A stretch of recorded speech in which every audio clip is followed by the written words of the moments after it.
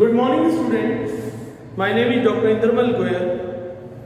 Today in this video, we will discuss one more important aspect related to issue of debenture.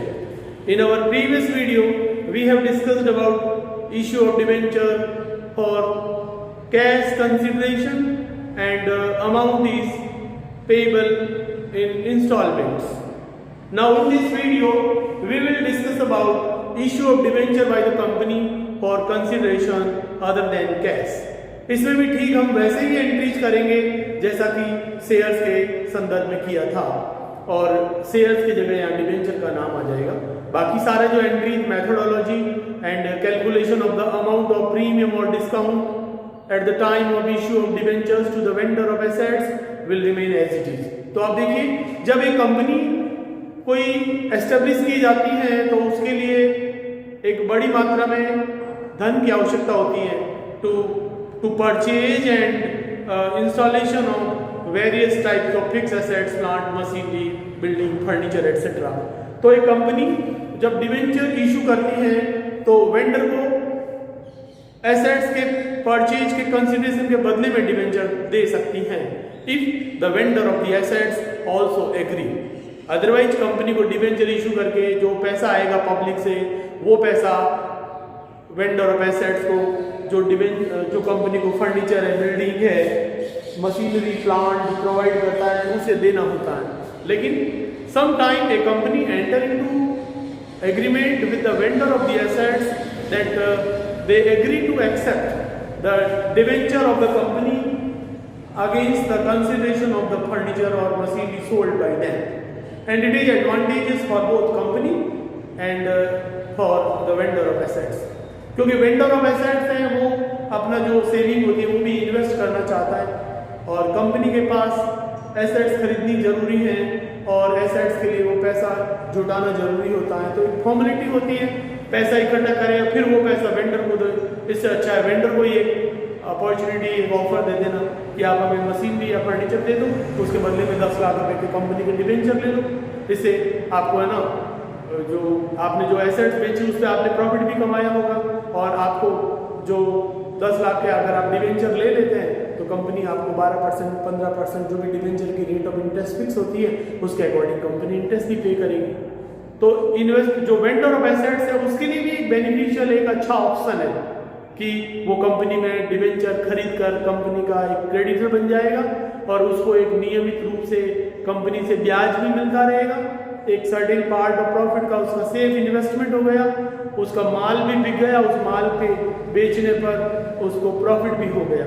ठीक है, तो we will discuss about issue of debenture to the vendor of assets for consideration of assets purchase. तो यहाँ पे भी जो issue of debenture है ना, वो एट पार भी हो सकता है, एट प्रीमियम भी हो सकता है, एट डिस्काउंट भी हो सकता है। अगर एक कंपनी मान लीजिए 10 लाख रुपए का जो है ना प्लांट खरीदती है, मशीनरी खरीदती है और उसके बदले में 10 लाख रुपए के ही फेस वैल्यू के बराबर डिबेंचर दिए जाते हैं तो वो issue of debenture at par कहलाएगा। लेकिन अगर एक कंपनी 10 लाख रुपए का कोई प्लांट खरीदती है और वो डिबेंचर है ना जो है उसको 11 लाख रुपए के डिबेंचर दे देती है तो ऐसी स्थिति में वो issue of debenture at discount कहलाएगा। क्योंकि 10 लाख के एसेट्स के बदले में 11 लाख के डिबेंचर दिए तो एसेट्स तो आई कंपनी की 10 लाख रुपए की और लायबिलिटी डिबेंचर की क्रिएट हुई 11 लाख रुपए की, तो ये 1 लाख रुपीज है ना वो कंपनी के लिए डिस्काउंट हो गया, लॉस हो गया। और इसके अगेंस्ट में अगर मान लीजिए कंपनी ने 10 लाख रुपए का एक प्लांट एंड मशीनरी खरीदा और उसके बदले में 9 लाख रुपीज का ही डिबेंचर दिया फुल सेटलमेंट में, तो कंपनी ने डिबेंचर जो है ना 9 लाख का ही दिया तो कंपनी की लायबिलिटी तो 9 लाख का क्रिएट हुआ, जबकि जो एसेट्स आई है वो 10 लाख रुपीज की आई है। तो यह कंपनी को गेन हो रहा है तो वो सिक्योरिटी प्रीमियम कहलाएगा।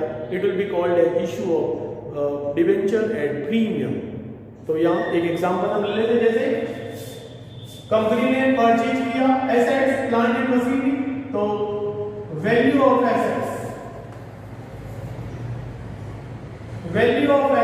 जो है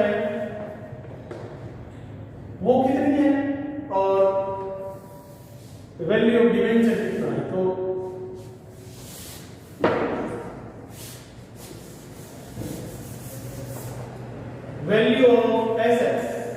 कंपनी ने खरीदी है वो है मान लीजिए 10 लाख, ठीक है। And face value of debenture जो इशू कराया हमने, तो फेस वैल्यू ऑफ डिवेंचर वो भी अगर 10 लाख रुपीज तो इशू एट पार हो जाएगा, इशू एट पार कहलाएगा, सब मूल्य पर निर्भर।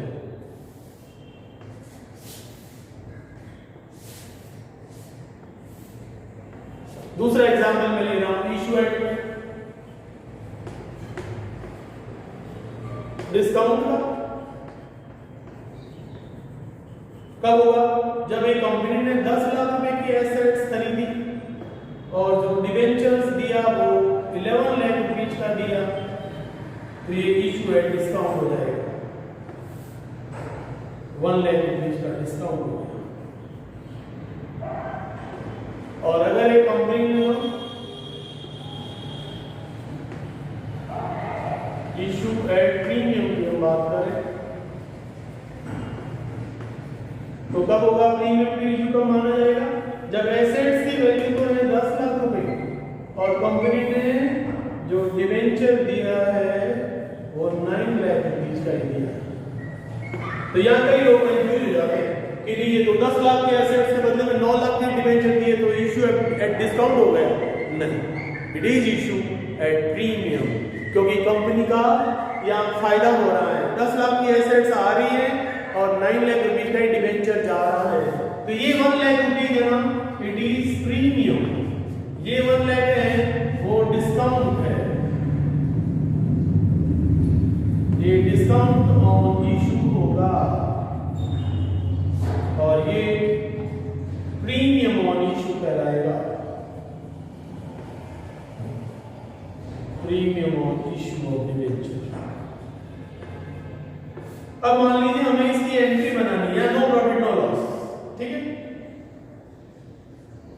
तो अगर आपको इसकी एंट्रीज बनानी है तो जर्नल में बनेगा कम, ये क्वेश्चन है हमारा, ठीक है। 3 पार्ट हो गए कि अगर एक कंपनी 10 लाख का एसेट्स खरीदती है और 10 लाख के डिवेंचर देती है तब क्या एंट्री बनेगी, अगर कोई कंपनी 10 लाख का एसेट्स खरीदती है, मान लो प्लांट एंड मशीनरी खरीदा और 11 लाख रुपए का डिवेंचर दिया, तब क्या एंट्री बनेगी, और ये क्यों इशू एट डिस्काउंट कहलाएगा, और डिस्काउंट है ना वो कंपनी का क्या होता है, लॉस होता है, और लॉस होता है इसलिए हम डेबिट करेंगे एंट्री में, और ये जो प्रीमियम जो कंपनी को मिला वो कंपनी का गेन है, कैपिटल नेचर का प्रॉफिट है, एंड प्रॉफिट को हम हमेशा क्रेडिट करते हैं, ये हमारा वर्किंग नोट है इससे रिलेटेड। तो it will be easy for you to understand. You see the situation. There are 3 situations of issue of assets. The value of the assets purchased is 10 lakh, 10 lakh, 10 lakh, ठीक है। और issue of face value of debenture company ने कितना दिया, वो मान लीजिए 10% है, 11% है, जो भी आपका रेट क्वेश्चन में दिए वो लगाना है, बस आपने को ये देखना डिवेंचर की फेस वैल्यू कितनी है। अगर 10 लाख रुपए की एसेट्स के बदले में 10 लाख के डिवेंचर दिए तो नो प्रॉफिट नो लॉस, लेकिन अगर 10 लाख रुपए के एसेट्स के बदले में 11 लाख के डिवेंचर दिए तो वो डिस्काउंट ऑन इशू कहलाएगा, क्योंकि कंपनी की लायबिलिटी ज्यादा क्रिएट हो रही है और ये लॉस हो गया, लॉस है तो एंट्री में डेबिट होगा, discount on issue of share in debenture को हमेशा डेबिट करेंगे। और यहाँ 10 लाख के एसेट्स के बदले में अगर कंपनी ने 9 लाख रुपीज का ही अगर है ना जो डिवेंचर दिया तो कंपनी को 1 लाख का प्रीमियम मिला है, ये कंपनी का गेन है, इसको एंट्री में क्रेडिट करेंगे, और जो premium received on issue of debenture होता है वो सिक्योरिटी प्रीमियम में जाएगा। तो यहाँ हमारा 3 केस है, तो पहली एंट्री है ना वो एसेट्स परचेज की होगी और दूसरी एंट्री डिवेंचर देने की होगी। तो ये इशू एट पार को आप ए मान लेना, इशू एट प्रीमियम हमारा डिस्काउंट है वो बी हो जाएगा और इशू एट डिस्काउंट सी हो गया। तो ये 3 सिचुएशन हमने दिया है साथ आपको। तो अब इसकी जर्नल एंट्री बनाऊं मैं बुक ऑफ कंपनी में, journal of company, journal of company, कोई भी कंपनी है जिसका नाम दिया हो वो हम लिख लेंगे और अब आप जर्नल का फॉर्मेट बनाएंगे और हमारी जो एंट्री होगी it will be like this, amount, debit and credit, LF का कॉलम बना देना और डेट का कॉलम बना देना, राइट। जर्नल का format, date, particulars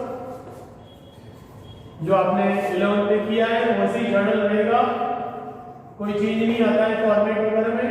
debit and credit. The first entry in the book of the company, जैसे मान लो कोई एसेट्स खरीदी, एसेट्स का नाम मैं प्लांट एंड मशीन भी दे देता हूं, तो फर्स्ट एंट्री होगी कंपनी की plant and machinery account debit. 2, अब वेंडर का भी क्वेश्चन में कोई नाम दे रखा होगा, कंपनी ने नाम एसेट्स किससे खरीदी, उस व्यक्ति का नाम दे रखा होगा, उस कंपनी या फर्म का नाम दे रखा होगा, वो नाम आ जाएगा। या मैंने कोई नाम नहीं दिया तो मैं लिख देता हूं to vendor account, vendors account, vendor का खाता हमने यहां क्रेडिट कर दिया, नरेशन लिख दिया हमने, being assets purchase, being assets purchase लगा देना। और ये हमारा 10 लाख रुपीज का एसेट्स खरीदी है, तो ये एंट्री का अमाउंट 10 लाख रुपीज डेबिट में आ जाएगा, vendor plant and machine account debit, और 10 लाख रुपीज क्रेडिट में आ जाएगा, vendor become your creditor by 10 lakh. अब सेकंड एंट्री है, सेकंड एंट्री हमारी 3 बनाऊंगा मैं, 3 सिचुएशन है, issue at par, issue at premium and issue at discount. तो पहले सेकंड एंट्री में बना रहा हूं इशू एट पार के लिए, क्योंकि 10 लाख के एसेट्स के बदले में अगर आपने 10 लाख का डिबेंचर दिया तो सेकंड की ए एंट्री जो डिबेंचर आप देंगे किसको देंगे, वेंडर को, तो एंट्री होगी vendor account debit, vendors account debit to debenture को मैं 12% डिबेंचर मान रहा हूं, ठीक है, तो टू 12% डिबेंचर्स अकाउंट। ये कंपनी के एसेट्स में ना वो 10 लाख रुपए आ जाएगा, और कंपनी की लायबिलिटी साइड में बोरोड फंड में 10 लाख रुपए का डिबेंचर डेट कैपिटल बढ़ जाएगा, being debenture issue to vendor, narration हो जाएगा being 12% debenture issue to vendor, नाम लिखा हुआ है तो इशू टू वेंडर ये आप मान लीजिए। अब सेकंड का बी एंट्री, अगर मान लो कंपनी 10 लाख का प्लांट एंड मशीनरी खरीदे, उसकी एंट्री तो वही रहेगी, अब उसके बदले में अगर 11 लाख रुपए के डिबेंचर दिया तो कंपनी को लॉस होगा, और एंट्री क्या बनेगी, वेंडर अकाउंट डेबिट, वो तो वही रहेगा 10 लाख रुपए, vendors account debit rupees 10 lakh, और डिबेंचर कितना दिया 11 लाख, तो आप देखो 11 लाख को आप करेंगे टू 12% डिबेंचर, तो क्रेडिट में तो 11 लाख हो गया, डेबिट में ना 10 लाख ही है, डेबिट में 1 लाख कम पड़ रहा है, तो डेबिट में वो डिस्काउंट आता है, डेबिट में लॉस आता है, तो इसलिए डिस्काउंट हो जाएगा 1 lakh rupees. Discount on issue of debenture account debit, discount on issue of debenture debit rupees 1 lakh and to 12% debentures account, ये कंपनी की लायबिलिटी क्रिएट हो जाएगी बाय रुपीज 11 लाख। इस तरह से ये एंट्री होगी। अगर ये कंपनी जितना वैल्यू के एसेट्स खरीदती है उससे ज्यादा मूल्य के डिबेंचर देती है तो कंपनी को लॉस होगा, वो issue of debenture at discount कहलाएगा। नरेशन हुई being debenture issue to vendor, being 12% debentures issue, vendor का नाम लिख देंगे दिया हुआ है see, issue of debenture 9 lakh and value of assets purchase 10 lakh, तो कंपनी के एसेट्स तो 10 लाख की आ रही है और जो डिबेंचर इशू करा it will create liability of the company, it is rupees 9 lakh only, तो कंपनी को यहाँ गेन होगा, तो ये issue of debenture at premium कहलाएगा। एंड हमारी थर्ड एंट्री बनेगी वो vendor account debit, vendors account debit rupees 10 lakh और उसको हमने डिबेंचर दिया है ओनली 9 लाख रुपीज का, तो टू 12% डिबेंचर्स अकाउंट, वो 9 लाख रुपीज का होगा और 1 लाख रुपीज है ना कंपनी को गेन होगा, that will be to security premium account 1 lakh.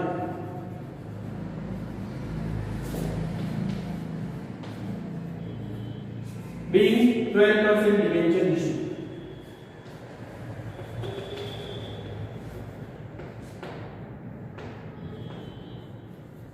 ये नरेशन है। तो ये हमारे 3 सिचुएशन हो गई है इस क्वेश्चन में, issue of debenture to the vendor of assets, या इसे बोलेंगे issue of debenture for consideration other than cash.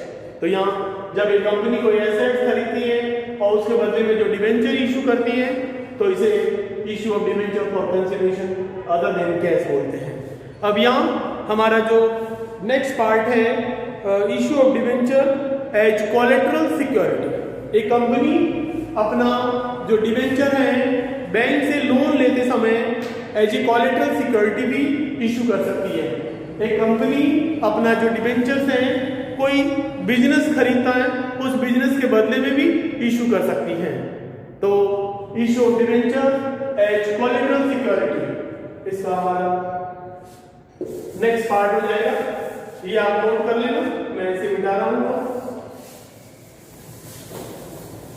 Now we will discuss about issue of debenture as collateral security of the bank loan. एक company को जब financial requirement होती है और share को इशू करके मार्केट से पैसे एक्वायर करना पॉसिबल नहीं होता है, तब क्या होता है, most of the company borrow money from the bank and you know bank is a dealer of money. Bank provides loan to the company। Commercial bank के अलावा हमारे इंडिया में बहुत सारी स्पेशल फाइनेंशियल इंस्टीट्यूशंस है जो इंडस्ट्रीज को, companies को बड़ी अमाउंट का लोन लॉन्ग टर्म के लिए प्रोवाइड करती हैं and low rate of interest पे प्रोवाइड करती हैं। जब एक व्यक्ति बैंक से लोन लेने के लिए जाता है तो जो हमारे पब्लिक सेक्टर बैंक है वो बिना सिक्योरिटी के, बिना एसेट्स को हाइपोथिकेट किए कभी लोन नहीं देती है। Commercial bank in India always provide safe and secured loan to the borrower. यानी कि वो 10 लाख का लोन देते हैं तो आपको 15 लाख 20 लाख रुपए की प्रॉपर्टी गिरवी रखते हैं। अब ये प्रॉपर्टी में कोई गोल्ड गिरवी रखता है, कोई अपना बिल्डिंग का टाइटल है वो गिरवी रखता है,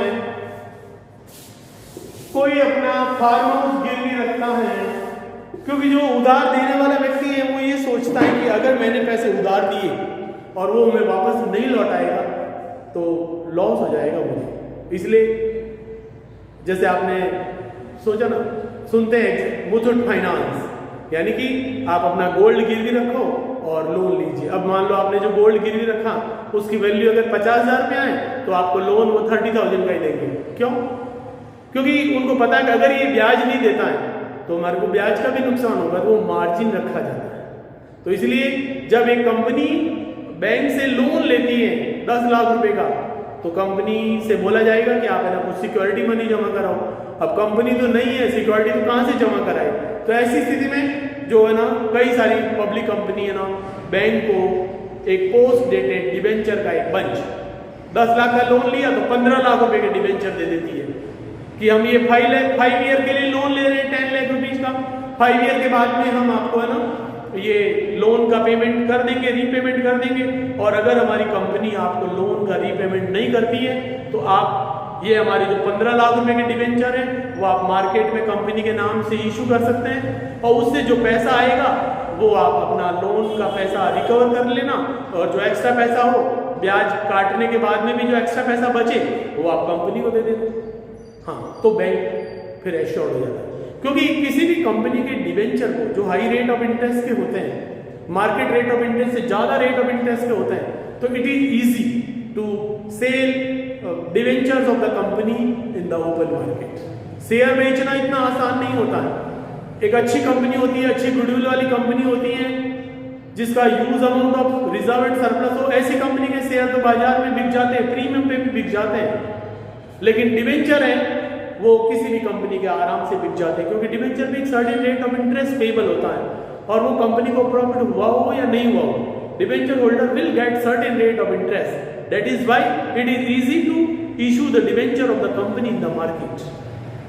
तो यहाँ पे भी अगर एक कंपनी लोन लेती है तो इसका हमारा नेक्स्ट हेडिंग है वही issue of debenture for consideration other than cash और फिर issue of debenture as collateral COLLATERAL as collateral security of loan. Security of bank loan कर देते हैं, ठीक है। इसे हिंदी में बोलते हैं ऋण पत्रों का संपार्श्विक प्रतिभूतियों के रूप में निर्गमन। तो कोलैटरल सिक्योरिटी यानी कि एक ऑक्सिलरी सिक्योरिटी है को कंपनी को जो लोन दिया जाता है और बैंक लोन देने वाला है, बैंक को लॉस नहीं हो, बैंक अपने रिस्क को कम करने के लिए डिबेंचर का एक पैकेट है 15 लाख रुपए के डिबेंचर का सर्टिफिकेट, जिसमें 5 साल बाद वाली डेट लिखी हुई होती है और मार्केट रेट ऑफ इंटरेस्ट अभी जो चल रहा है उसे 1-2% ज़्यादा रेट ऑफ इंटरेस्ट का ही होता है, ताकि इन्फ्लेशन की दशा में अगर वो हाई रेट का इंटरेस्ट होगा तब तो इजीली बिक जाएगा, और मार्केट रेट ऑफ इंटरेस्ट से कम रेट में डिबेंचर अगर कंपनी के बेचने पड़े तो वो नहीं बिक पाएंगे। तो जो प्रेजेंट रेट होती है उससे 1-2% ज़्यादा रेट ऑफ इंटरेस्ट के डिबेंचर सर्टिफिकेट पैकेट कंपनी का जो है कॉमन सील के अंतर्गत वो हैंडओवर किए जाते हैं किसको? बैंक। कब किए जाते हैं? जब बैंक लोन देती है कंपनी को। डिबेंचर और बैंक लोन का अमाउंट कितनी होती है? तो वो डिबेंचर की अमाउंट हमेशा ज़्यादा होगी। बैंक लोन अगर 10 लाख का है तो डिबेंचर 15 लाख के 18 लाख के होंगे। ज़्यादा क्यों होते हैं? क्योंकि कंपनी को है वो अगर बैंक को है ना कंपनी से ब्याज भी नहीं मिल पाता है लोन पर, तो वो ब्याज की अमाउंट भी कंपनी डिबेंचर का पैसा रिकवर करके उसी में से एडजस्ट करेगी। तो देखिए, जब एक कंपनी बैंक से लोन लेती है तो लोन देने पर जो debenture as a collateral security दिए जाते हैं ना, उसकी कंपनी के बुक में डिबेंचर इशू करने की एंट्री की भी जा सकती है और बिना एंट्री किए भी केवल डिबेंचर को ना एक नोट लिख दिया जाता है। तो कैसे होगा? अगर मान लीजिए एक एग्जांपल में बता रहा हूं, x company took a loan of rupees 10 lakh and issued 15,000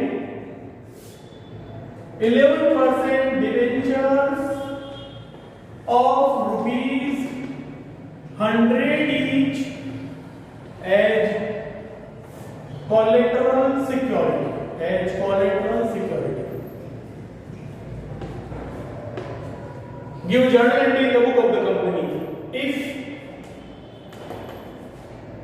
no entry is passed for issue of debenture. अगर एक कंपनी बैंक से लोन तो लेती है 10 लाख रुपए का, लेकिन जो डिबेंचर कोलैटरल सिक्योरिटी के रूप में दी उसकी अपने बुक में एंट्री नहीं करती है। और दूसरा होता है if entry is passed, if entry is passed for issue of debenture as collateral security, COLLATERAL, collateral security। तो दो सिचुएशन होगी। तो बताइए, पहली सिचुएशन है जिसमें कंपनी ने ना लोन लिया है 10 लाख रुपए का और लोन लेने की तो एंट्री कर रही है कंपनी और वो डिबेंचर जो इशू करा उसकी एंट्री नहीं कर रही है। तो बताओ लोन लेने की एंट्री क्या होगी? कंपनी की बुक में एंट्री होगी बैंक अकाउंट डेबिट। जब एक कंपनी बैंक को लोन देती है, जब एक बैंक कंपनी को लोन देता है तो कंपनी की बुक में एंट्री क्या होगी? Bank account debit to bank loan account. अब ये लोन अकाउंट में ना 10% 9% लोन हो सकता है जिसमें वो बैंक ब्याज वसूल करेगी, वो रेट होती है, इसलिए लिखा होता है 9% बैंक लोन, मतलब बैंक है ना 9% ब्याज लेती है लोन पे। तो यहाँ टू बैंक लोन हमारी अमाउंट है 10 लाख रुपीज। अब इस एंट्री का इम्पैक्ट क्या होगा? इस एंट्री से हमारा कंपनी का बैंक अकाउंट का बैलेंस 10 लाख रुपए से बढ़ जाएगा, being loan taken from bank, being loan taken. तो कंपनी का एसेट साइड में 10 लाख रुपए से बैंक बैलेंस बढ़ जाएगा और कंपनी का जो ना लायबिलिटी साइड में ना बैंक लोन आ जाएगा 10 लाख और कंपनी की बैलेंस शीट मिल जाएगी, ठीक है। और अब अगर जो डिबेंचर इशू करे और उसकी एंट्री तो नहीं करी तो फिर कैसे दिखाएंगे? तो कंपनी की जो बैलेंस शीट में इसका प्रेजेंटेशन ऐसे होता है। बैलेंस शीट जब है ना कंपनी की बैलेंस शीट बनेगी तो वो वर्टिकल फॉर्म में बनती है। पहले लायबिलिटी साइड आती है,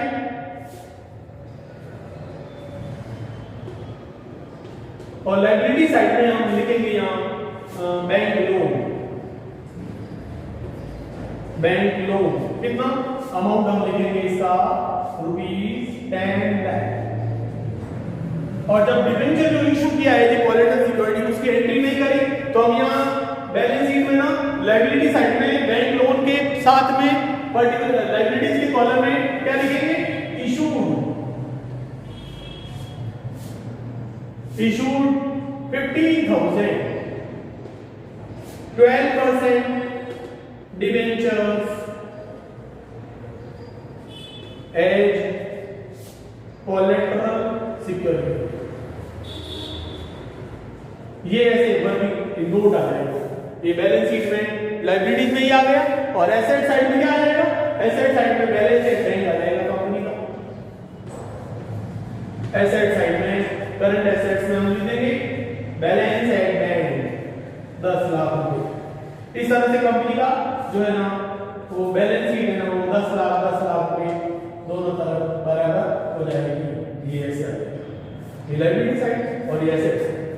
जब एक कंपनी बैंक से लोन लेती है और लोन के बदले में जो डिबेंचर इशू करे हैं कोलेटरल सिक्योरिटी, उस सिक्योर्ड बैंक लोन सिक्योरिटी को इशू करने की एंट्री नहीं करी है, तब है ना बैलेंस शीट में प्रेजेंटेशन इस तरह से आएगा। ठीक है। और अगर एक कंपनी बैंक से 10 लाख का लोन लेती है, फिर 15 लाख रुपए की debenture as a collateral security issue करती है और उस डिबेंचर को इशू करने की अपनी बुक में एंट्री करती है, तब कंपनी की बैलेंस शीट में उसका प्रेजेंटेशन कैसे होगा वो मैं बता रहा हूँ। ठीक है। तो ये जब कोलेटरल सिक्योरिटी के रूप में लोन लिया, कोलेटरल सिक्योरिटी के रूप में जब डिबेंचर इशू किया और डिबेंचर इशू करने की एंट्री नहीं करते हैं, तो बैंक लोन के साथ में ऐसा वर्किंग नोट दिखा देते हैं। ठीक है। और अगर मान लो बैंक से लोन भी लिया और डिबेंचर इशू कराई, दोनों की एंट्री की जाती है, तो पहली एंट्री बैंक से लोन लेने की है तो यही रहेगी, और दूसरी एंट्री बनेगी वो ये मैं मिटा रहा हूं बस। सेकंड एंट्री बनेगी debenture 12% debenture suspense account debit to debenture account. तो जब एक कंपनी ने बैंक से लोन लिया और डिबेंचर को इशू करा और उसकी एंट्री भी करी, तो फिर एंट्री ये बनेगी 12% डिबेंचर्स सस्पेंस अकाउंट डेबिट। ये सस्पेंस अकाउंट क्यों आया? क्योंकि जो 5 ईयर के बाद में ना कंपनी डिबेंचर का रीपेमेंट कर भी सकती है और नहीं भी करे। अगर कंपनी रीपेमेंट कर देगी लोन का, तो ये डिबेंचर कंपनी को वापस हैंडओवर कर देगा बैंक। लेकिन अगर बैंक को लोन का पैसा नहीं मिला तो बैंक को वो डिबेंचर है ना मार्केट में इशू करने पड़ेंगे और फिर अपना लोन की और इंटरेस्ट का अमाउंट की रिकवरी करनी पड़ेगी। इसलिए यहाँ सस्पेंस अकाउंट होता है। तो 12% debenture suspense account debit to 12% debentures account. ये दो एंट्री बनेगी कब? जब हमने बैंक से लोन लिया है 10 लाख रुपए का और 15 लाख के डिबेंचर है कोलेटरल सिक्योरिटी इशू करें और उसकी एंट्री की जाती है। एंट्री की जाती है तो ये एंट्री बनेगी और इसका अमाउंट होगा 15 लाख रुपए। राइट। अब इसको बैलेंस शीट में आप कैसे दिखाएंगे इन दो ट्रांजैक्शन को?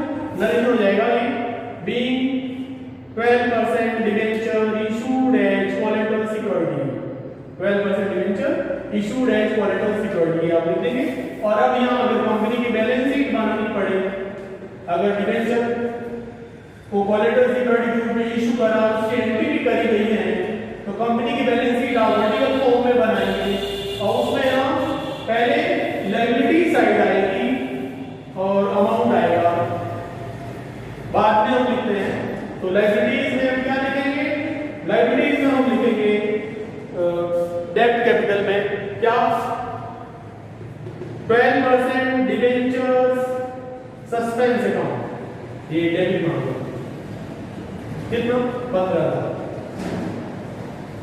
उसमें से लेस हम कर देंगे 12% डिबेंचर जो लायबिलिटी है, ये ऐसे कर दिया 15 लाख में से 15 लाख ये माइनस, यहाँ कुछ भी नहीं, और फिर यहाँ बैंक लोन आ जाएगा। बैंक लोन की जितना रेट ऑफ इंटरेस्ट होती है वो आ जाएगा। मान लीजिए 9% लोन है तो 9% बैंक लोन ले लेंगे, लोन की अमाउंट है वो 10 लाख रुपए आ जाएगी। ये लायबिलिटी साइड में इस तरह से प्रेजेंटेशन हो जाएगा। यानी कि जो डिबेंचर को इशू करा है तो उसकी entry debenture suspense account debit to debenture होगी, तो 12% डिबेंचर सस्पेंस अकाउंट को ऊपर लिखेंगे और लेस कर देंगे 12% डिबेंचर्स, क्योंकि डिबेंचर को हमने क्रेडिट भी किया हुआ, तो ये 15 लाख माइनस 15 लाख नहीं, बस ये शो कर देंगे इसलिए कि हमने जो लोन लिया हुआ है it is against the debenture issued as collateral security है लोन। और कंपनी की बैलेंस शीट में एसेट साइड में क्या आएगा, एसेट साइड में ना ओनली बैलेंस एंड बैंक आ जाएगा, करंट एसेट्स के अंदर लिखेंगे बैलेंस एंड बैंक और ये 10 लाख रुपए आ जाएगा इधर और ये कंपनी की बैलेंस शीट मिल जाएगी। बाकी सारे आइटम जो एसेट्स एंड लायबिलिटी के they will appear as it is, जैसा कि आप पहले बैलेंस शीट बनाई थी कंपनी की बैलेंस शीट और हमारी पार्टनरशिप फर्म में बैलेंस शीट में डिफरेंस क्या है कि अभी तक हमने जो बैलेंस शीट बनाया था it was in horizontal form, left and right T form में था। पहले इधर लायबिलिटीज लिखा हमने लेफ्ट हैंड साइड में, राइट हैंड साइड में एसेट्स, लेकिन कंपनी को बैलेंस शीट वर्टिकल फॉर्म में बनाई जाती है और 2 ईयर का डेटा कंपैरेटिव देना पड़ता है, पूरी कैपिटल, लोन, रिजर्व, फंड जितना भी है, लास्ट ईयर कितना था अब कितना है, लास्ट ईयर कितना था अब कितना है, means every item presented in the balance sheet is shown for the last 2 year in comparative form for better clarification of the financial affairs of the company to all the stakeholders, because it is a matter of public company and public company में public का interest होता है। In a large scale company lakhs of persons are directly or indirectly associated, so their interest is to be preserved and promoted, their interest is to be protected. So there is a Companies Act 2013 which bind all the office bearer of the company to present our accounting information and data as per the requirement of the law, as per the accounting standard issued by the Institute of Chartered Accountant of India. You know, ICAI, Institute of Chartered Accountant of India, is the supreme authority of accounting in India, and institute issued so many guidelines and accounting standard for presentation of the accounting information in financial statement and for making it aware about the present methodology to be used and the practices to be used in accounting, and all member of the institute are bound to follow it. तो company की balance sheet बनाने के लिए हमें एक और जो है ना कंपनीज एक्ट के प्रावधान को फॉलो करना है, तो दूसरी और institute of chartered accountant of India द्वारा इशूड जितना भी अकाउंटिंग स्टैंडर्ड है, गाइडलाइन है और ऑडिटिंग प्रैक्टिसेज हैं उन सबको फॉलो करते हुए हमें फाइनेंशियल स्टेटमेंट बनाना होता है। So this is about the issue of debenture for consideration other than cash. I am sure that you got the point, and I have explained the accounting entries with example, and if you have any doubt you can call me. Please watch this video completely for better clarification, and share this video to your friends and colleagues so that they can also be benefited.